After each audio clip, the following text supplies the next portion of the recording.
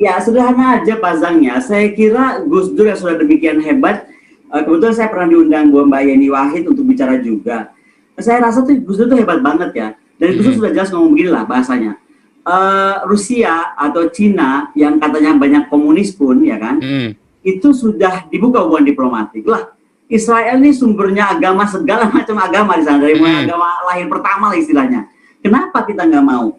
Lah kalau saya pertanyaannya adalah kalau Gus Dur saya tidak mampu, nah gimana caranya nih kita melahirkan Santo Gus Dur tadi kalau pertama Fauzan yang baru yang berani bicara, karena menurut saya ini tuh yang terjadi lah ada blocking communication. Jadi satu hal masih percaya ini urusan agama banget gitu. Nah ini makanya kita mesti harus terus mendorong, menerang jelaskan bahwa isu ini bukan isu agama, terus mampu melawan propaganda yang salah. Itu aja saya kira Pak Zang, karena Gus Dur saat menjadi presiden saya rasa kemudian waktu itu tidak banyak pendukungnya. Mungkin saya harap sekarang kita bisa berlahan tapi pasti mendukung ini semua terjadi. Tapi sekali lagi kita dengan memahami juga situasi kebatinan masyarakat Islam Indonesia yang jelas segmentasinya lain-lain. Tadi contoh Ustadz Arifin Yahya misalnya kan menyatakan apa, tapi dibantah oleh oleh Afsar Abdallah kayak gitu-gitu. Nah, saya nggak mau terjebak sana karena saya bukan ahli agama Islam. Tapi intinya memang perjalanan kita masih panjang, Pak Zan. Kita masih mesti sabar, tapi bukan berarti nggak bisa. Tapi saya sekali lagi yakin kalau Indonesia berani membuat UNCLOS 82 yang menghebohkan dunia gitu kan, harusnya kita mampu mendudukan juga Inggris dan Prancis paling tidak. Bagaimana sih solusi untuk menamaikan Israel? Kalau saya melihatnya beginilah, mungkin kalau hubungan diplomatik pun terlalu ekstrim ya Pak Zang ya. Karena menduga-duga tadi mungkin saya nggak berani, karena akademisi kan harus data nih. Kalau saya udah baca datanya, ada transfer uang kesana kemari, saling berkirim teroris misalnya tanda kutip, saya mungkin bisa bicara, tapi saya belum punya data itu. Tapi yang pasti Pak Zang, kalau memang hubungan diplomatik dianggap berat, ya kan, dianggap terlalu ekstrim, why don't we start it like Taiwan? Taiwan itu sama kita nggak punya hubungan diplomatik, tapi kita punya hubungan dagang, gitu. Betul. Dan kalau kita bicara hubungan dagang, kita akan diuntungkan banyak. Contoh atau pertahanan. Sekarang kan kita mesti berdiri negara kedua atau ketiga, nggak bisa langsung ke Israel. Padahal kita banyak loh pakai, gitu kan. Nah itu kan kita jadinya dirugikan karena kita punya harus negara penghubung. Jadi itu contoh saja bagaimana misalnya kalau tidak mau langsung ke hubungan diplomatik, start dari sesuatu yang bisa, hubungan dagang seperti yang dilakukan oleh Taiwan. Taiwan ini sekarang udah bertahun-tahun loh Pak Zan, nggak pernah bilang dia di kantor kedutaan, tapi coba aja main-main ke kantornya, udah lebih kayak kantor kedutaan dan sudah ada di mana-mana juga gitu kantor dagangnya. Ini ada yang barusan typing nih, LNC ya, dia bilang bahwa saat kampanye Pak Jokowi berjanji akan menjadi hubungan dengan Israel kalau Palestina merdeka. Nah, kalau memang itu yang mau diambil pilihan itu, saya cuma mau jawab aja. Tadi kembali ke slide saya. Kita mampu nggak menjaga sepadan ligitan? Mampu nggak kita menjaga nanti kira-kira isu Laut Cina Selatan lah kalau terjadi sesuatu? Mampu nggak kita menjaga Papua, ya kan? Dan itu masih yang depan mata aja rasanya masih belum yakin 1000% bagaimana kita mau beresin deploy misalnya pasukan TNI ke Israel untuk mendukung kemerdekaan. Aduh, kayaknya bingung saya kalau itu. Jadi saya lebih baik inward looking defense dulu kalau rapi. Nah baru kita mulai berpikir lah menamaikan atau mendirikan kemerdekaan negara orang. Selamat malam Bu Koni. Selamat malam Bu Monik, senang sekali ketemu. Ya, terima kasih Bu Koni untuk dukungannya untuk Israel ya. Saya sebagai orang yang mendukung Israel sangat senang ada suara seperti dari Bu Koni. Nah, pertanyaan saya Bu Koni, ini saya agak lucu ya karena Indonesia itu kan negara mayoritas Muslim dan Muslimnya ini Muslim Sunni. Saya nggak mau main ke kubu, narikin ke kubu Sunni Syiah ya sebetulnya. Tetapi bukankah Hamas adalah organisasi teror yang dibiayai oleh Iran? Gitu ya. Itu satu. Kenapa bisa kita di Indonesia begitu polosnya untuk juga ikut-ikutan pro Hamas, padahal kita tahu backup-annya itu adalah negara Syiah, negara Iran. Itu satu. Terus yang kedua, yang menarik juga adalah sebetulnya yang diserang oleh Israel adalah serangan balasan kan, Bu Koni tahu ya pastikan Israel rudal Hamas menyasar Israel sehingga Israel akhirnya membalas serangan dengan demi memproteksi warga negaranya. Nah, kenapa bisa Indonesia sangat begitu reaktif, padahal pemerintahan Palestina yang resmi adalah Fatah. Lagi-lagi, ini Fatah sama Hamas aja kita nggak bisa ngebedain di level pemimpin, gitu ya. Kalau di level bawah, oke lah saya maklum. Tapi ini di level pemimpin gitu loh Bu Koni. Nggak bisa ngebedain geopolitik gitu ya.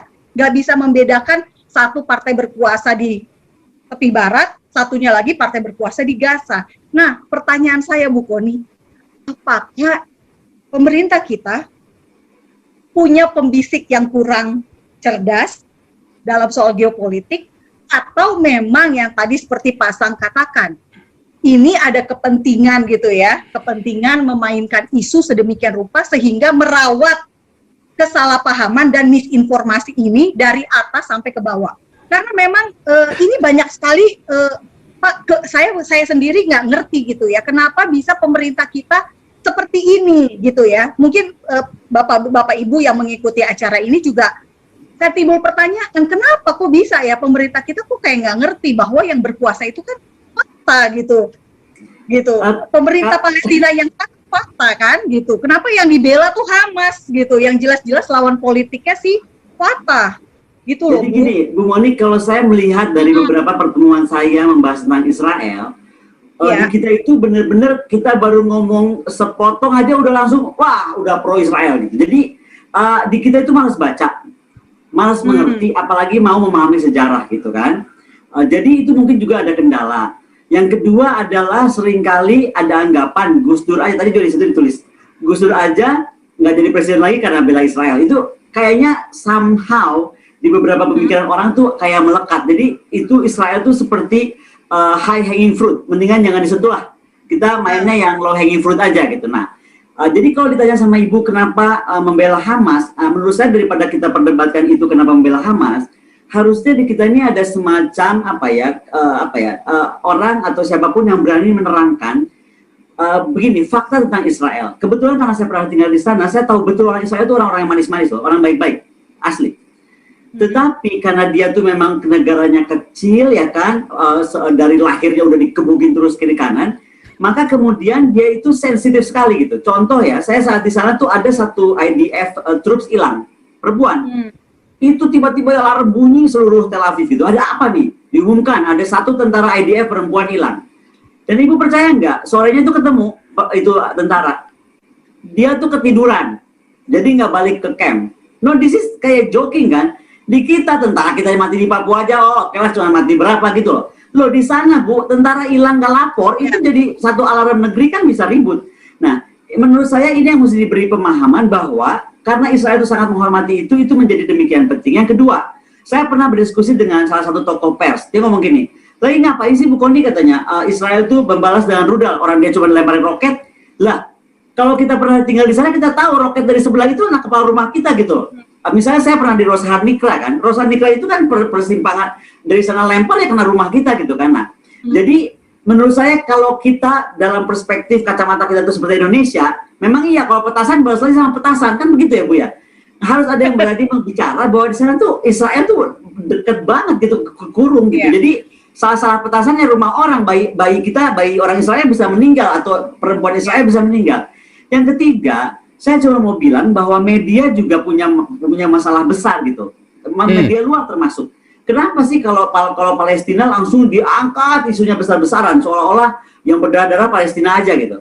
Israel juga banyak korban kok. Tapi kalau saya melihat Israel itu nanti bercengeng, daripada dia berpropaganda dengan drama-drama seperti itu, dia lebih baik memperkuat pertahanannya. Coba kemarin lihat sistem airdrome-nya dia, ini keren banget. Kalau dari faktor kedaulatan, Indonesia harusnya melihat kalau Israel mampu menjaga seperti itu, gimana caranya? Indonesia pun harus mampu gitu. Jadi kalau saya lebih mengarahkannya ke sana, sehingga akhirnya ada pemahaman bahwa kedaulatan di mata kita yang negaranya luas seperti ini gitu kan, saya nggak bisa lihat Ibu mungkin dari timur ke barat saya mesti terbang berapa jam, beda sama Israel yang udah langsung di depan hidung gitu. Jadi petasan sekilas itu bisa dibalas betul-betul dengan dengan sebuah tindakan nyata. Karena sekali lagi kedaulatan buat Israel itu segala-galanya, mengingat lokasinya dan bagaimana sejarah panjangnya. Menurut saya kalau kita bicara tentang perundingan, sebuah perundingan itu bisa dilakukan kalau posisi kita setara. Duduk sama rendah, berdiri sama tinggi. Nah, untuk menyetarakan posisi Indonesia, kita harus mampu membuka dulu hubungan diplomatik. Ini menurut saya. Karena bagaimana kita mau bicara kalau posisi kita itu berbeda atau tidak sama gitu kan. Dan membuka hubungan diplomatik di sini jelas-jelas adalah bagaimana kedubes kita lahir atau ada di Tel Aviv. Dan menurut saya ini ini final word saya ya. Selama Yerusalem masih mau dikuasai oleh agama, baik agama apapun, atau oleh satu bangsa atau bangsa apapun, maka selama itu perang akan abadi di sana. Karena menurut saya Yerusalem itu belongs to human rights. Yerusalem itu sejarah panjang peradaban umat manusia. Jadi harusnya memang itu menjadi wilayah internasional, khusus Yerusalem ya. Sekarang ke Pak Hendro. Pak Hendro, saya sendiri belum tahu Pak tentang komposisi tentara Hamaskah, tentara Palestina benerankah gitu kan. Saya sendiri belum dapat sampai ke detail seperti itu. Tetapi intinya adalah memang sepertinya yang kita harus dorong, pemerintah mencari tahu sebanyak mungkin, ya kan, bukti dan fakta apa yang terjadi di sana. Kemudian tadi Bapak bilang bahwa ada yang belum menganggap itu adalah teroris. Pak, jangankan urusan satu menganggap teroris, satu bukan. Sadarkah kita gitu bahwa dunia ini sudah terbagi cuma dua, Pak? Makanya Indonesia ini mesti betul-betul bersikap dengan tepat ya. Dunia ini terbagi dua, Pak. Coalition of the willing. Coalition of the willing itu adalah Amerika dan semua kawan-kawan Amerika Serikat. Nah, sisanya, we like it or not, we admit it or not, kita itu coalition of the non-willing. Nah, itu kenapa akhirnya memang perbenturan antara tadi itu menjadi masalah. Mungkin ada satu sisi orang akan menganggap dia harus kepada blok coalition of the willing. Tapi di lain sisi, seperti Cina tadi kan, posisinya kan agak gampang gitu Pak ya menentukan itu. Karena mungkin dia akan menentukan dulu dia posisinya di coalition of the non-willing gitu. Makanya itu menurut saya, kalau Indonesia tetap bertahan dengan posisi non-bloknya, nggak ada pilihan. Indonesia harus melahirkan diplomat ulung. Indonesia harus memperkuat kemampuan pertahanan keamanan seperti kemampuan pertahanan IDF. Kalau enggak gimana coba? Di sisi sini ada coalition willing, di sini non-willing, terus kita di tengah-tengah ada kemana-mana. Pilihannya kan cuma itu. Jadi nggak bisa ditahan-tahan bahwa kalau itu pilihan kita, ya kita harus survive. Kalau enggak, ya kita juga segera putuskan aja. Apakah kita mau main dengan the coalition of the willing atau non-willing gitu. Jadi kembali lepas daripada tadi pernyataan soal dinyatakan teroris atau enggak, saya kira ada kaitannya ke sana Pak Hendro. Jadi tidak sesimpel itu kita melihatnya.